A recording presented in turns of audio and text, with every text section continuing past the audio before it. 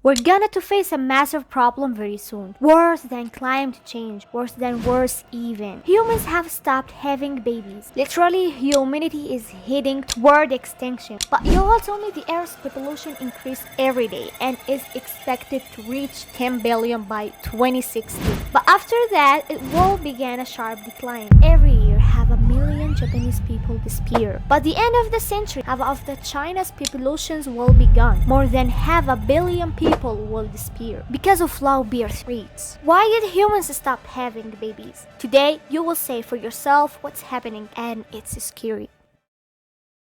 Hello guys, how are you? What's up? You must be asking right now, what kind of nonsense are you doing? What do you mean we've stopped having babies? And it's a huge problem and no one is talking about it. But I'm talking about it. There are others who are talking about it, but no one is paying attention.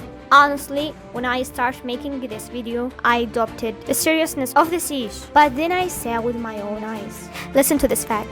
The Korean Ministry of Education announced that more than 3,800 schools have closed since 1,882 until now. Due to a lack of children to attend the schools, the problem exists today. But if you go out and ask anyone their opinion about the Earth's populations, they will tell you the Earth can't handle this many people, that the Earth doesn't have enough plants, food, resource, and energy to sustain so many humans. And there's a reason this idea is common among people. Here's where we start. Where did this idea even come from? And is it even true? It comes from a book written by a biologist named Paul Ehrlich in 1868 called The Population Bomb. And this book caused a worldwide stir. The book warns of the growing population of the Earth.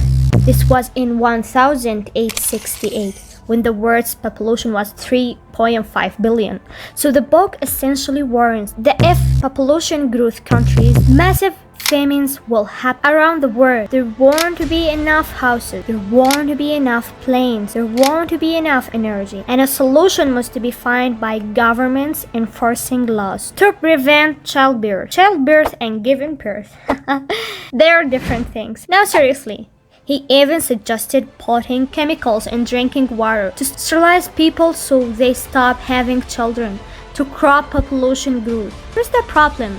While now in 2025, the world population is 8.2 billion and we didn't die of hunger. None of what this biologist predicted happened. After the book was released, many researchers and scientists published papers saying the Earth can handle more than 7 billion people. But here we are, 8 billion. So the theory was wrong. But what's happening now? Now listen, the phenomenon we're talking about, if it actually happens, it's strafing. In 2024, China's population was 1.4 billion. In 2100, the projected population is only 632 million.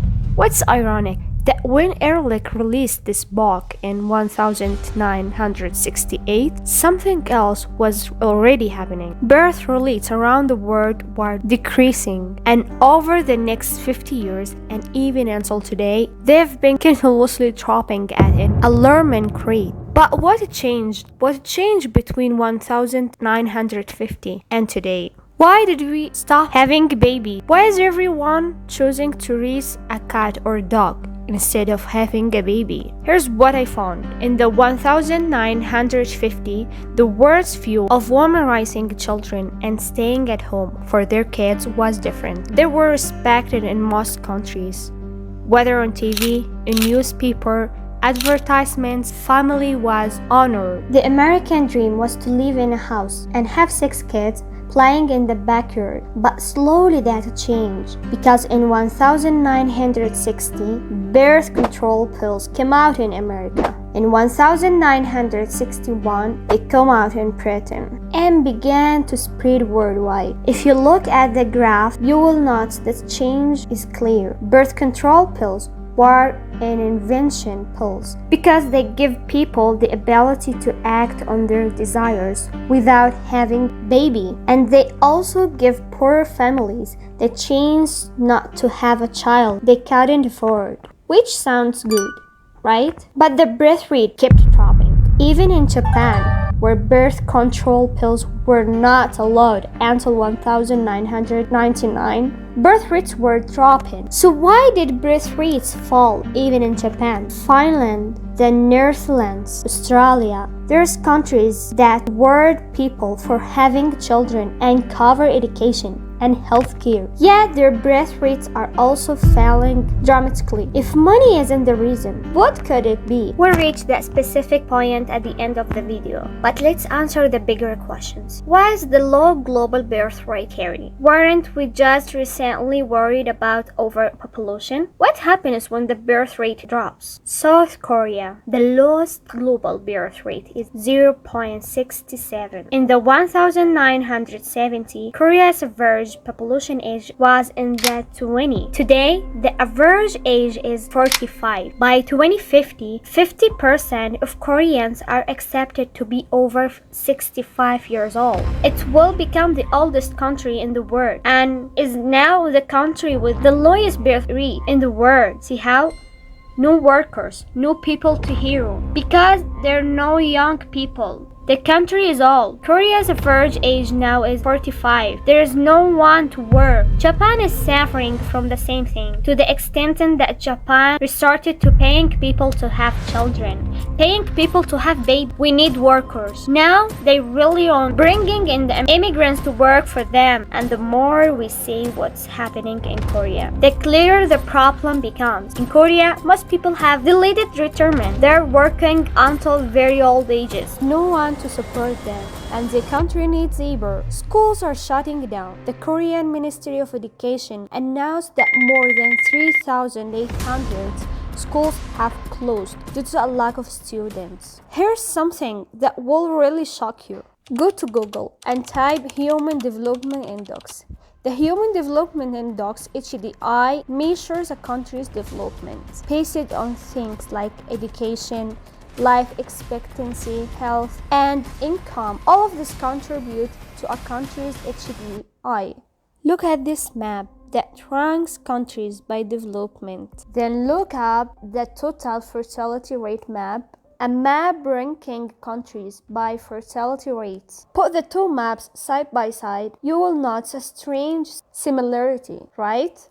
The more developed the country, the lower its fertility rate, the fewer children it has. It doesn't apply to all countries, but the correlation is strong. Here's my question. Is it really true that the more a country develops, the fewer children people have? How does that make sense? Look at this graph.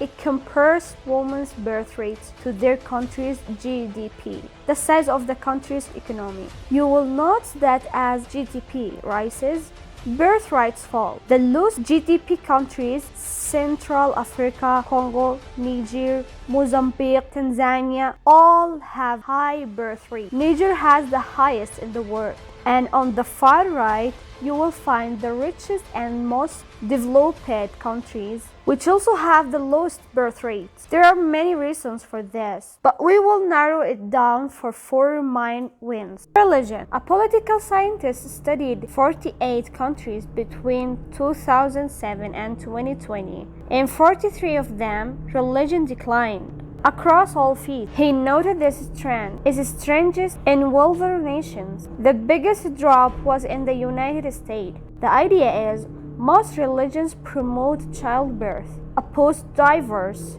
oppose abortion, oppose contraception, oppose homosexuality. They encourage reproduction. Why? Because if they didn't, they wouldn't exist today. Food a massive factor. Many people not having kids may not be enrolling. They may be enabled. This is increasingly common as a processed, over-industrialized food becomes widespread. At 2014, study found that men who eat a lot of processed food have 20-30% fewer sperm. So if you're eating this stuff, your fertility is already declining. Same goes for women. In 60 different ways, our food is preventing us from having babies. So food is a key factor. Economy. This is the biggest and most important factor. Back in the day, having a child helped you financially. As they grow up, up, they could help you work. There weren't child labor laws, and it wasn't even considered child labor. Kids just helped their parents. But no,